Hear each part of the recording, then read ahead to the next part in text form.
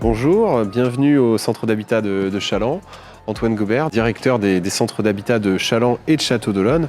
Là, je suis plus particulièrement avec vous pour vous présenter le centre d'habitat de Chaland. Centre d'habitat de Chaland qui a été créé en 2008. Centre d'habitat qui accompagne différentes personnes en situation de handicap sur deux adresses géographiques. On a cette adresse-là, rue Sacha-Guitry, puis une autre adresse dans le cœur de ville où on retrouvera un autre service. Donc le centre d'habitat de Chaland, c'est 3 services à l'agrément, dont je vais parler un petit peu technique, et puis après on va se concentrer vraiment sur le cœur de notre métier. Un service de foyer de vie pour 19 personnes accompagnées, un service de foyer d'hébergement pour travailleurs ESAT où on est à 23 places plus une place d'accueil temporaire, ce qui nous permet d'accueillir des personnes qui voudraient tester un accompagnement au centre d'habitat de Chaland. Et puis l'autre adresse géographique qui est rue de la Poctière, on a le foyer de semaine pour travailleurs ESAT, mais comme son nom l'indique, qui lui ne fonctionne que lors des jours d'ouverture ESAT, c'est-à-dire à peu près 208 jours par an, alors que cette adresse ici, on fonctionne 365 jours H24. Vraiment des personnes tout le temps, aussi bien des personnes accompagnées et bien évidemment des professionnels. L'accueil de jour, 12 personnes accompagnées pour à peu près 3 professionnels.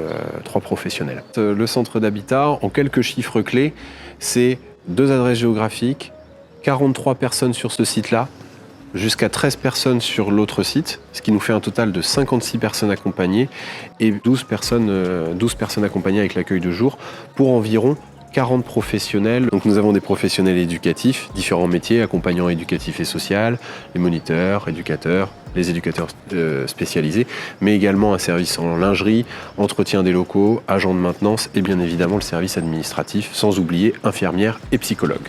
Le public que nous accompagnons, on est sur des personnes principalement présentant une déficience intellectuelle légère ou moyenne, avec quelquefois des troubles psychiques associés. Pour être accompagné au centre d'habitat, il faut avoir une orientation de la MDPH. La plupart de nos orientations, c'est des établissements d'accueil non médicalisés, puisque comme son nom l'indique, nous ne sommes pas un établissement médicalisé. On va vraiment faire, nous, un accompagnement social des personnes en situation de handicap dans les actes de la vie courante, avec comme support le logement. Donc ça va de l'entretien de son logement, de l'entretien de son linge, préparer un repas, mettre le couvert, partager un bon moment ensemble, mais aussi parfois être tranquille dans son logement comme certains résidents préfèrent le faire. On est vraiment chanceux au centre d'habitat de Chaland puisqu'on a vraiment un domaine qui est vraiment agréable.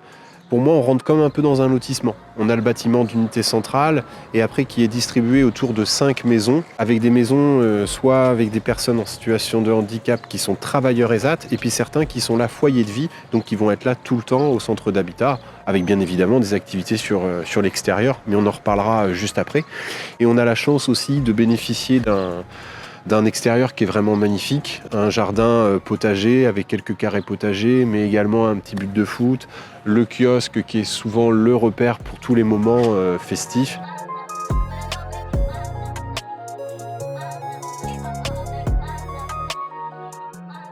Donc comme vous pouvez le voir, là on est dans la maison 4, donc chaque maison a son identité, dans le sens où il y a vraiment une vie dans chaque maison. Dans la pièce de vie, la plupart des repas sont pris en commun, avec néanmoins la possibilité de prendre les repas en chambre. Les repas peuvent être préparés également en repas autonomes ou repas conviviaux dans la cuisine partagée. Et après, chaque logement dispose d'une grande pièce, la chambre, avec à chaque fois un petit coin cuisine. Pas toujours aménagé, mais avec la possibilité de l'aménager dans chaque logement. Un grand placard, et donnant après sur salle de bain et WC. Voilà. L'avantage de ce centre d'habitat, c'est des grandes baies, et puis là on a la chance d'avoir un logement qui donne vraiment sur le jardin. Donc après avoir visité une maison, là vraiment l'idée c'est de vous montrer comment le centre d'habitat est pris dans son territoire en fait, inclus dans son territoire et ouvert aussi sur l'extérieur, avec différentes entrées le long de la rue et du coup vous rentrez dans le centre d'habitat avec une liberté d'aller et venir pour les résidents, puis vraiment un centre d'habitat ouvert sur l'extérieur avec des résidents qui participent à la vie de la cité. C'est vrai pour des activités culturelles qui sont proposées dans la ville de Challans, mais c'est aussi vrai pour des activités sportives ou de loisirs.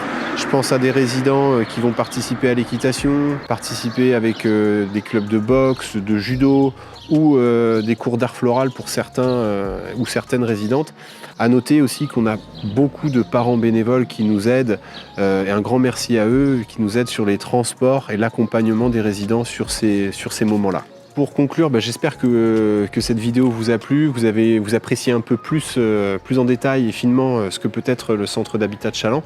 Afin de poursuivre cette vidéo, je vous invite à aller vers les autres vidéos qui sont davantage des vidéos interviews des résidents, où ceux-ci vont vous parler de leur quotidien au travers des vidéos du projet d'établissement. Merci à tous.